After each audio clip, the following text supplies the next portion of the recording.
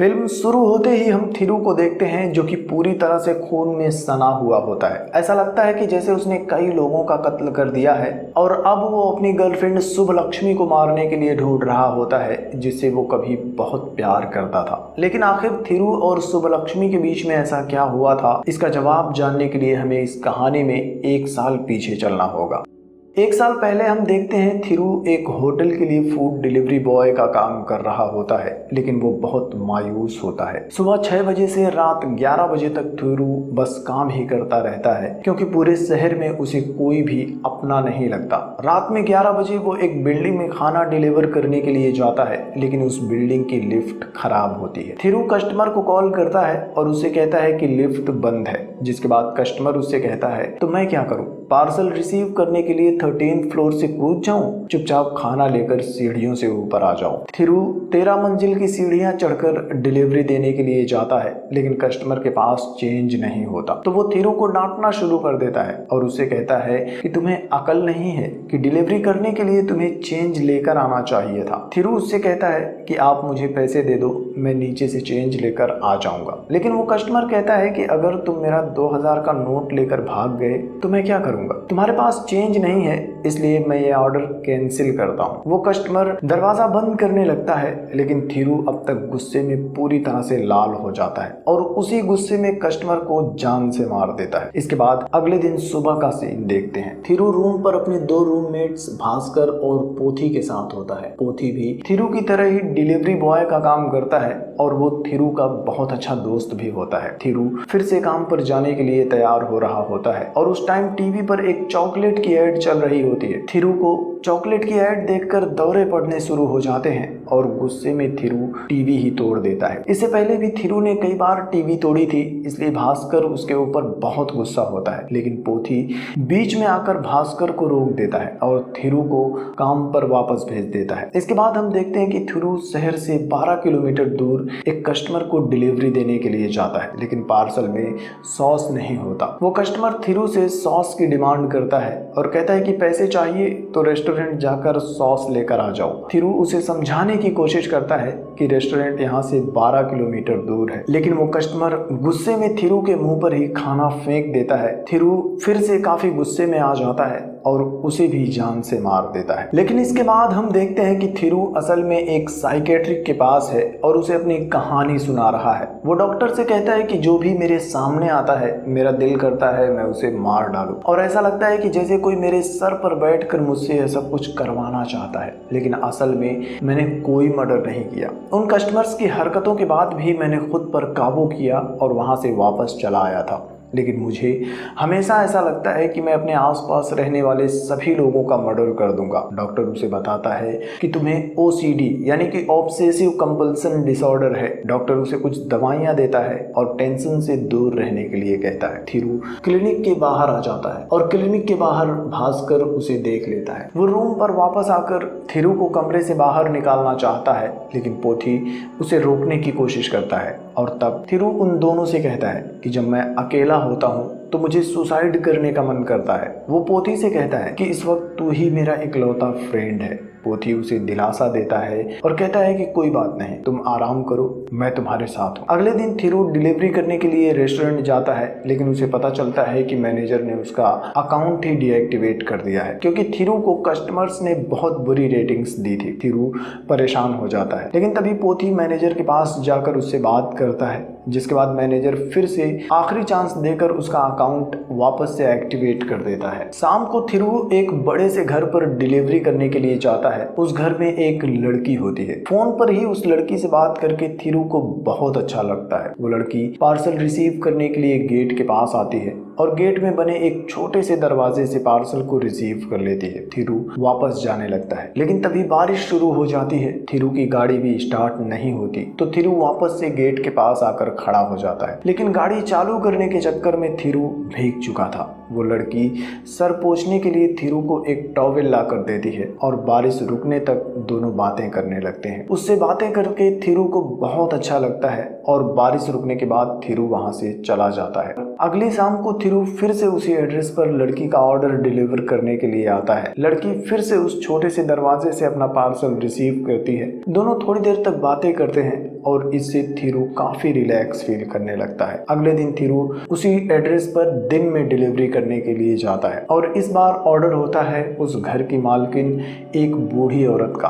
वो gate open करके थिरू को अंदर बुलाती है और उससे पार्सल रिसीव करती है। थिरू घर के अंदर देखने की कोशिश करता है लेकिन उसे वो लड़की कहीं भी दिखाई नहीं देती। थिरू उस बूढ़ी औरत से पानी मांगता है तो वो औरत कहती है कि अगर हर आने जाने वाले को हम ऐसे ही पानी पिलाने लगे तो ये घर ही बिक जाएगा। शाम को पोथी को उस एड्रेस पर खाना डिलीवर करने का ऑर्डर मिलता है लेकिन थिरू उसका ऑर्डर लेकर खुद डिलीवरी करने के लिए चला जाता है। वो जानबूझकर पार्सल का डिब्बा थोड़ा बड़ा रखता है जो कि उस छोटे से गेट के अंदर नहीं जा सकता था और मजबूरन उस लड़की को गेट खोलना पड़ता है। थिरू पहली बार उस लड़की को सामने से देखता है। वो लड़की बहुत खूबसूरत होती है। पार्सल देकर थिरू बिना कुछ कहे वापस चला जाता है। अगले दिन में ही थिरू उस घर के पास खड़ा होता है। तभी बूढ़ी औरत के साथ गाड़ी में वो लड़की भी घर से बाहर आती है। थिरू उनकी गाड़ी का पीछा करने लगता है। वो दोनों मॉल में जाते हैं। थिरू भी उनके पीछे पीछे मॉल के अंदर आ जाता है और थिरू को देखते ही वो लड़की परेशान हो जाती है क्योंकि वो लड़की असल में उस घर की नौकरानी होती है और उसका नाम है शुभलक्ष्मी। सुबह शाम को अपने घर पर आ जाती है और हम देखते हैं कि सुबह के घर में उसकी माँ, शराबी बाप, एक बहन और एक छोटा भाई होते हैं और सबका खर्चा अकेले सुबह की कमाई से ही चलता है। अगली शाम को अमेरिका से उस औरत के बेटे अजय का कॉल आता है और यहाँ हमें पता चलता है कि उस औरत का बेटा अजय और एक बेटी अनीता भी है जो कि अमेरिका में रहते हैं और वापस नहीं आना चाहते। वो अपने बेटे से कहती है कि अगर तुम लोग यहाँ नहीं आ रहे तो मैं ही तुम लोगों के पास आ जाती हूँ। तो उसका बेटा कहता है कि आप यहाँ नहीं आ सकती क्योंकि यहाँ बहुत ठंड है जिसे आप झेल नहीं पाओगे और यहाँ जिंदा रहने से ज्यादा खर्चा किसी के मरने के बाद उसके अंतिम क्रियाक्रम में लग जाता है। इसके बाद हम देखते हैं कि शाम को सुबह फिर से खाना ऑर्डर करती है। थिरू खाना देने के बाद जाने लगता है लेकिन सुबह उससे कहती है कि नौकरानी हूँ, ये जानने के बाद क्या अब हमारे बीच सब कुछ खत्म कर दोगे? थिरू उससे कहता है कि जब तुमने सर पोंछने के लिए मुझे टॉवेल दिया था तभी मैं समझ गया था कि तुम इस घर की नौकरानी हो क्योंकि एक अमीर लड़की कभी भी ऐसा नहीं कर सकती। एक तरह से दोनों अपने प्यार का इजहार कर देते हैं और फिर अगले कई दिनों तक दोनों समय मिलने पर एक दूसरे के साथ घूमते रहते हैं और इन सब की वजह से थिरू की मेंटल कंडीशन भी ठीक होने लगती है। फिर आता है सुबह का बर्थडे और उसके बर्थडे पर थिरू उससे मिलने के लिए जाता है। तब सुबह उसे एक चॉकलेट का पैकेट गिफ्ट करती है और उस चॉकलेट का पैकेट देखते ही थिरू को फिर से दौरे पड़ने लगते हैं और थिरू चॉकलेट वहीं पर फेंक कर चला जाता है। सुबह यह देखकर रोने लगती है क्योंकि उसे कुछ भी समझ में नहीं आता। लेकिन आखिर एक चॉकलेट से थिरू को क्या प्रॉब्लम हो सकती है इसके बारे में कहानी में आपको आगे पता चल जाएगा। अगली शाम को थिरू सुबह को अपनी मेंटल प्रॉब्लम्स के बारे में बता देता है और कहता है कि जब तुम मेरे सामने होती हो तब मुझे इस तरह के ख्याल नहीं आते। मुझे बहुत सुकून मिलता है लेकिन मुझे डर था कि मेरी सच्चाई जानने के बाद तुम मुझे छोड़ दोगे। सुबह उससे कहती है कि अगर मेरे साथ ऐसा होता तो क्या तुम मुझे छोड़ देते? मैं तुम्हारा साथ कभी नहीं छोड़ूंगी। इसके बाद दिन में ही सुबह के बुलाने पर थिरू उस बूढ़ी औरत के घर पर जाता है। थिरू गेट के अंदर जाकर खिड़की से घर के अंदर देखता है तो सुबह लॉन्ड्री के लिए उस बूढ़ी औरत के कपड़े लेकर निकलने वाली होती है लेकिन वो औरत सुबह को रोक लेती है और उसे चेक करने लगती है कि कहीं सुबह ने कोई सामान चोरी तो नहीं किया है। सुबह उससे कहती है कि मैं आपके घर में 4 सालों से काम कर रही हूँ लेकिन अब तक आपको मुझ पर भरोसा नहीं हुआ। इसके बाद थिरू सुबह को बाइक से लेकर उसके घर जा रहा होता है। वो सुबह से कहता है कि अगर वो बूढ़ी औरत तुम्हें इतना ही परेशान करती है तो तुम उसके घर की नौकरी छोड़ क्यों नहीं देती? सुबह कहती है कि यहाँ तो सिर्फ वो बूढ़ी औरत ही है लेकिन अगर मैं कहीं और नौकरी करने जाऊंगी तो वहाँ मर्द भी होंगे। इसके बाद सुबह अपने घर आ जाती है। तब उसकी माँ सुबह को बताती है कि उसकी छोटी बहन जिस लड़के से प्यार करती थी उसके घर वाले शादी के लिए मान गए हैं तो हमें अब उसकी शादी की तैयारियां करनी चाहिए। सुबह को बहुत बुरा लगता है कि बड़ी होने के बाद भी उसकी माँ उसकी शादी के बारे में नहीं सोच रही है। शाम को वो बूढ़ी औरत के घर पर थिरू को मिलने के लिए बुलाती है। दोनों बालकनी में होते हैं तभी वो बूढ़ी औरत दोनों को एक साथ देख लेती है। वो सुबह को थप्पड़ मारती है और थिरू को वहां से भगा देती है। थिरू अपने रूम पर वापस आ जाता है और आधी रात को उसे सुबह का कॉल आता है। सुबह उसे बताती है कि वो बूढ़ी औरत घर पर ही बेहोश हो गई है। थिरू और सुबह दोनों उसे लेकर हॉस्पिटल जाते हैं, लेकिन डॉक्टर उसकी जांच करके उन्हें बताता है कि 2 घंटे पहले ही इनकी मौत हो चुकी है। वो दोनों परेशान हो जाते हैं। सुबह बार बार अजय और अनीता को कॉल करती है, लेकिन दोनों कॉल रिसीव नहीं करते। सुबह को कुछ भी समझ में नहीं आता कि अब उन्हें आगे क्या करना चाहिए। तभी एम्बुलेंस का ड्राइवर भी उनके पास आता है। वो थिरू से अपना किराया मांगता है। थिरू के पास पैसे ही नहीं होते, तो सुबह उसे बूढ़ी औरत के पर्स से एटीएम कार्ड निकाल कर देती है। थिरू पैसे निकाल कर लाता है और एम्बुलेंस ड्राइवर को दे देता है। इसके बाद वो दोनों बुढ़िया की लाश को एक प्राइवेट मॉर्चरी रूम में लेकर जाते हैं और रख देते हैं। इस दौरान सुबह बार बार अजय और अनीता को कॉल करती रहती है,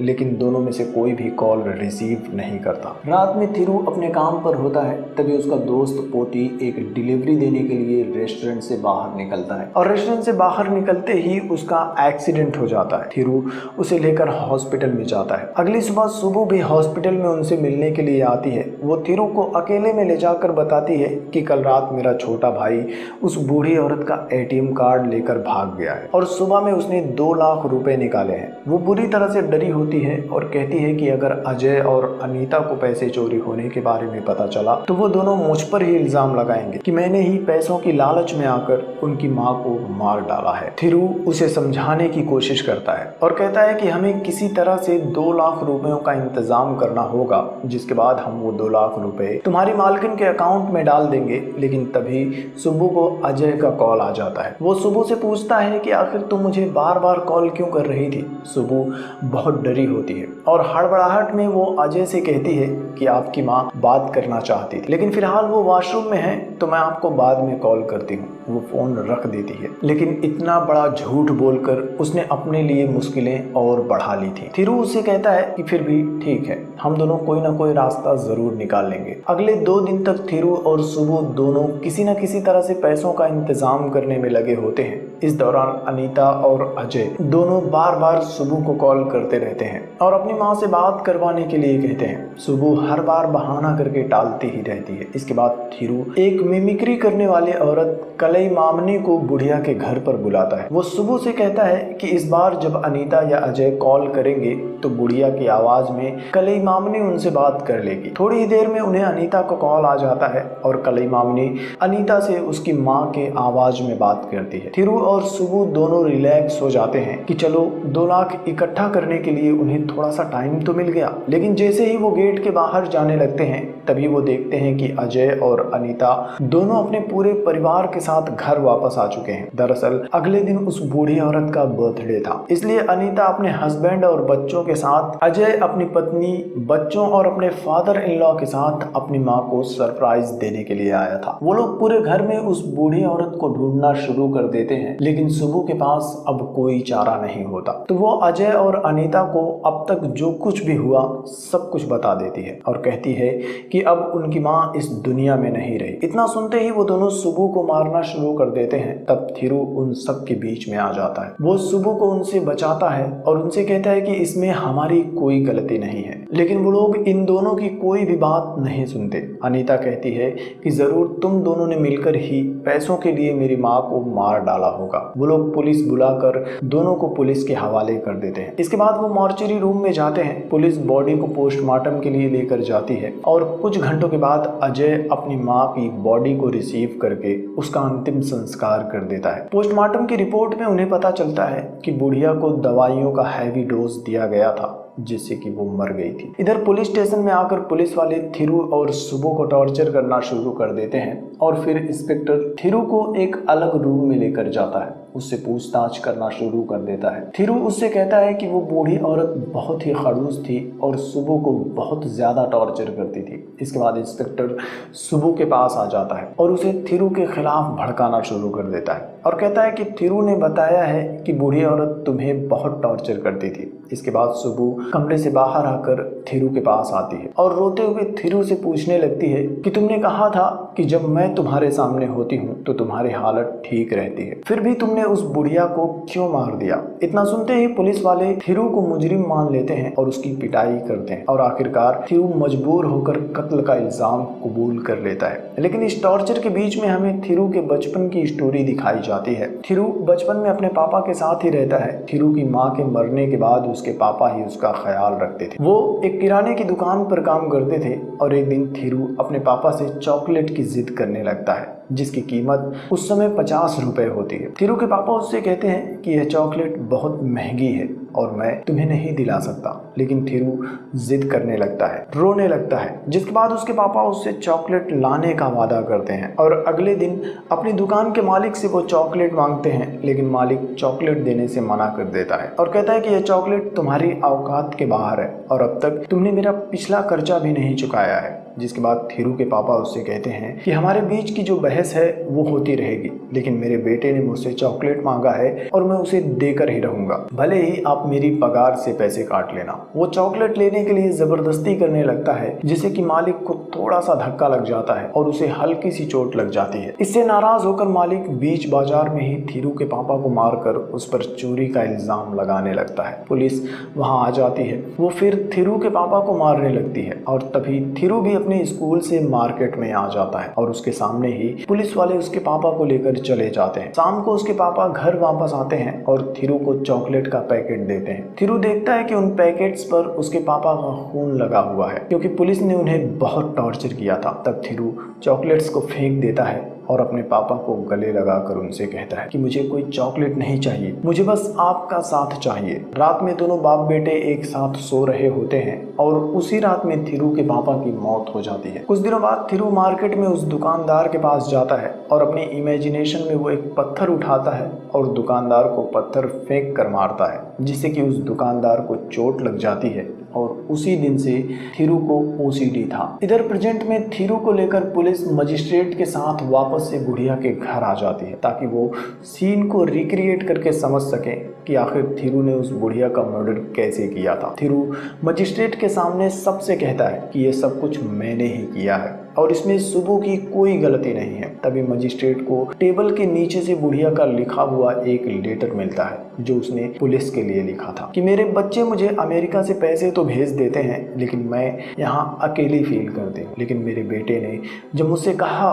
कि अमेरिका में जिंदा रहने से ज़्यादा खर्चा मरने पर लगता है तब मुझे बहुत दुख हुआ और अब मैं जीना नहीं चाहती। दरअसल उस बुढ़िया ने खुद ही दवाइयों का हैवी डोज लेकर खुदकुशी कर ली थी। मजिस्ट्रेट लेटर पढ़ने के बाद पुलिस से थिरू को तुरंत रिहा करने के लिए कहती है। पुलिस थिरू और सुबो को छोड़ देती है और पुलिस स्टेशन से बाहर आते ही सुबो थिरू से माफ़ी मांगने लगती है, लेकिन थिरू उसे छोड़कर पुलिस स्टेशन से अपने रूम पर वापस आ जाता है। वो देखता है कि भास्कर ने उसका सारा सामान कमरे के बाहर फेंक दिया है जिसमें उसके पापा की आखिरी तस्वीर भी होती है, जिसे देखकर थिरू रोने लगता है। इधर रेस्टोरेंट के डिलीवरी बॉयज अपनी सैलरी बढ़ाने की मांग को लेकर स्ट्राइक पर होते हैं तो दूसरी तरफ अजय और अनीता सुबू को लेकर रजिस्ट्रार के ऑफिस में जाते हैं। वो दोनों सुबू को अपने घर का काम करने के लिए अमेरिका लेकर जाना चाहते हैं लेकिन सुबू मना कर देती है। जिसके बाद अनीता उसे बताती है कि मेरी बूढ़ी माँ ने हम दोनों पर अपना गुस्सा निकालने के लिए अपनी सारी दौलत तुम्हारे नाम कर दी थी और इसीलिए अपनी माँ को मनाने के लिए हम यहाँ आए थे और अब जब वो मर चुकी हैं तो हम तुम्हें यहाँ उस दौलत को वापस अपने नाम करवाने के लिए लेकर आए हैं। इसके बाद तुम्हें लेकर अमेरिका चले जाएंगे। थोड़ी देर बाद उनकी नजरों से बचते हुए सुबू रजिस्ट्रार के ऑफिस से भाग जाती है। अनीता और अजय सुबू को पूरे शहर में ढूंढना शुरू कर देते हैं। इधर रेस्टोरेंट का मालिक पुलिस वालों को पैसे देता है और डिलीवरी बॉयज पर लाठी चलाकर प्रोटेस्ट को खत्म करवाने के लिए कहता है। दूसरी तरफ भास्कर जब रूम पर आता है तो देखता है कि उसके रूम का ताला टूटा हुआ है। वो कमरे के अंदर जाकर देखता है तो थिरू नहा रहा होता है। भास्कर उससे कहता है कि तुम पागल हो, तुमने एक बूढ़ी औरत को मारा है और अब मैं तुम्हें यहाँ नहीं रहने दूंगा। थिरू पहले से ही गुस्से में होता है। वो कहता है कि तुम्हें मेरे पापा की तस्वीर को बाहर नहीं फेंकना चाहिए था क्योंकि ये मेरे पास उनकी आखिरी तस्वीर थी। थिरू भास्कर को जान से मार देता है और वहां से चला जाता है। अब थिरू रेस्टोरेंट पर जाता है। पुलिस उस वक्त डिलीवरी बॉयज पर लाठी चार्ज कर रही होती है। थिरू रेस्टोरेंट के अंदर जाता है और रेस्टोरेंट के मालिक को ही जान से मार देता है। इधर अजय और अनीता को सुबु मिल जाती है। वो लोग सुबु को लेकर अपने घर वापस आ जाते हैं और सुबु को मारना शुरू कर देते हैं। तब सुबु उनसे कहती है कि आप मुझे जहां कहोगी मैं साइन करने के लिए तैयार हूं, लेकिन मैं आप लोगों के साथ अमेरिका नहीं जाऊंगी। तभी थिरू भी वहां पहुंच जाता है और एक एक करके वो सबको मारना शुरू कर देता है। अजय, अनीता, उसके हस्बैंड, उनके बच्चों को, सबको जान से मार देता है। और जैसा कि शुरुआत में हमने देखा था, वो सुबु को भी मारने के लिए उसे ढूंढना शुरू कर देता है और फाइनली उसे सुबु मिल भी जाती है। सुबु हाथ जोड़कर उससे माफी मांगती है और उसे कहती है कि तुमने ही कहा था कि तुम्हें सबका कत्ल करने का मन करता है, इसलिए मुझसे गलतफहमी हो गई थी, मुझे माफ कर दो। इसके बाद थिरू उन हाथों को थाम लेता है जिन हाथों को देखकर उसे सुबु से प्यार हुआ था। वो सुबु से कहता है कि अगर कोई हाथ जोड़कर माफी मांगे और सामने वाला उसे माफ ना करे तो वो इंसान ही नहीं हो सकता। तुम्हें नहीं पता कि मैं इन हाथों से कितना प्यार करता हूँ। वो आखिरी बार सुबु के हाथों को चूमता है और चुपचाप वहां से चला जाता है और यह फिल्म यहीं पर खत्म हो जाती है।